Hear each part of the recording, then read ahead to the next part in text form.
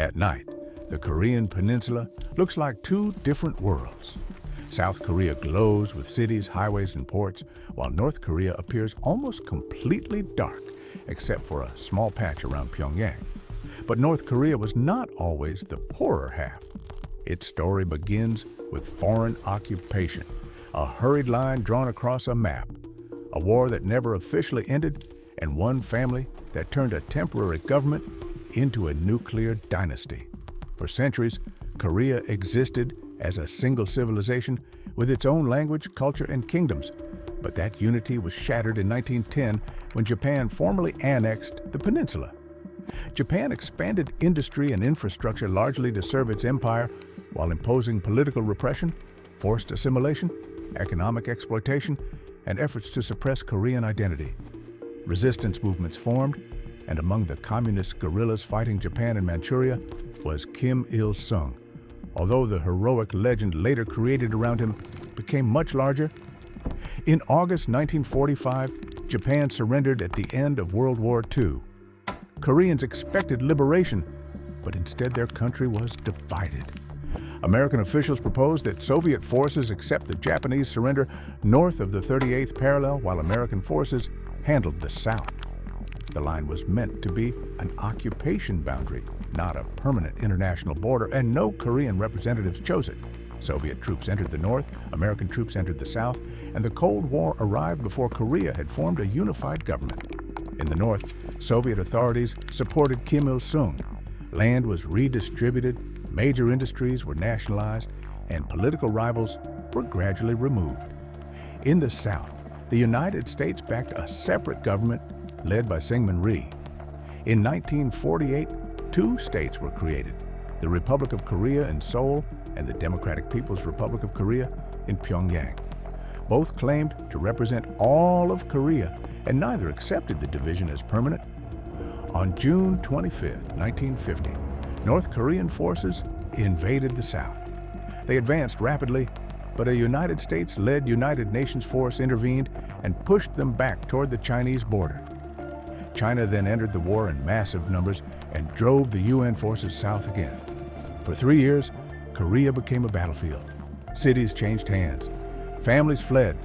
Bombing devastated much of the north, and millions of soldiers and civilians were killed, wounded, or displaced. Fighting stopped on July 27, 1953, with an armistice rather than a peace treaty. A demilitarized zone was created near the front line, and technically, the war never formally ended. North Korea emerged devastated, but during the first post-war decades, its future did not look hopeless. The North had inherited much of Korea's heavy industry and received large-scale assistance from the Soviet Union, China, and other communist states. Factories, housing, schools, and infrastructure were rebuilt, and for a period, North Korea's industrial economy compared favorably with the poorer South. But reconstruction came with tighter political control. Kim Il-sung removed competing factions and built a personality cult around his leadership. Education, newspapers, radio, monuments, and public life increasingly repeated the same political story. The guiding ideology became Hushae, commonly translated as self-reliance. It promised political independence, economic autonomy, and military strength. But there was a contradiction. North Korea preached self-reliance while depending heavily on subsidized trade, fuel, technology, and assistance from communist allies. By the 1970s, the weakness of that system was becoming clearer. North Korea borrowed heavily, invested in inefficient industries, and devoted enormous resources to defense, while South Korea industrialized rapidly and connected itself to global trade. The economic race reversed. The South moved ahead, while the North responded with tighter information control, military displays, and stronger political isolation.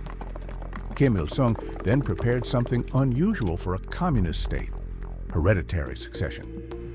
His son Kim Jong-il was elevated through the ruling party and presented as the natural heir. When Kim Il-sung died in 1994, power passed from father to son, but Kim Jong-il inherited a system approaching disaster. The Soviet Union had collapsed, favorable trade arrangements disappeared, fuel and fertilizer imports fell, factories struggled, and agriculture suffered from poor policy, exhausted land, floods, and other natural disasters, then the state rationing system began to fail. The result was the famine North Korea called the Arduous March. Exact numbers remain uncertain, but scholarly estimates conclude that hundreds of thousands died, with some estimates reaching roughly 600,000 to 1 million. People survived by foraging, trading possessions, crossing into China, and creating unofficial markets. Activities the government had condemned as capitalist became essential for survival. The famine permanently changed North Korean society because the state could no longer convincingly promise that it would provide everything. At the same time, nuclear weapons were becoming central to the regime's survival strategy. North Korea's nuclear program had older roots, but tensions intensified during the 1990s.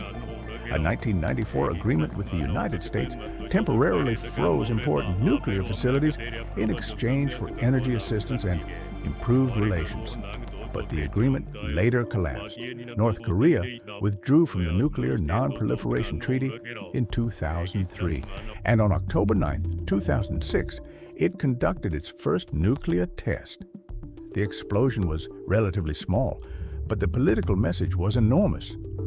Nuclear weapons gave the government insurance against foreign intervention, bargaining power in negotiations, international prestige, and a way for a poor country to force much richer powers to pay attention.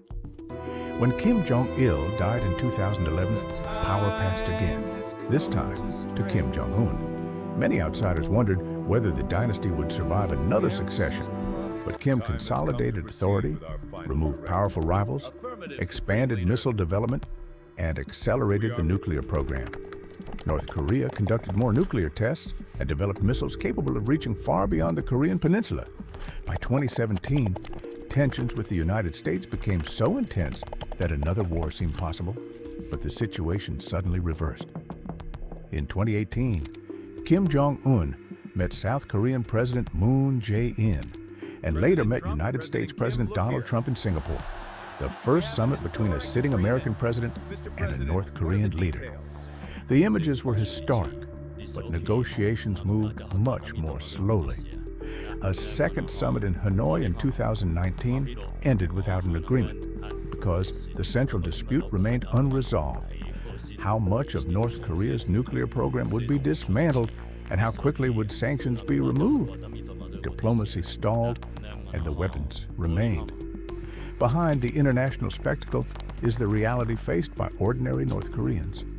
A United Nations commission found evidence of systematic abuses, including political prison camps, forced labor, severe restrictions on movement and expression, and punishment extending to families.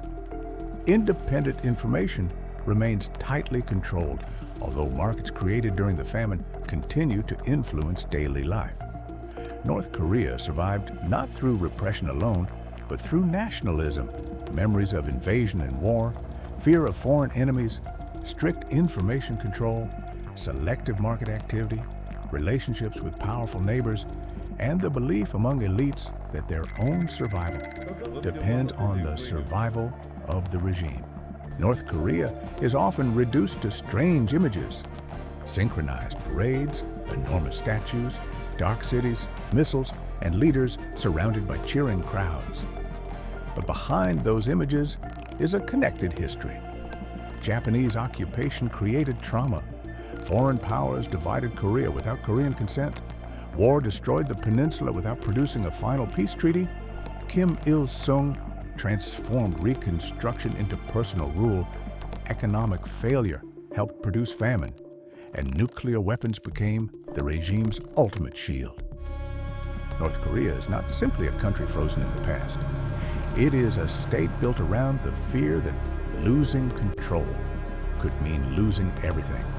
And more than 80 years after Korea was temporarily divided in 1945, that line still separates families, armies, economies, and two completely different versions of the same country.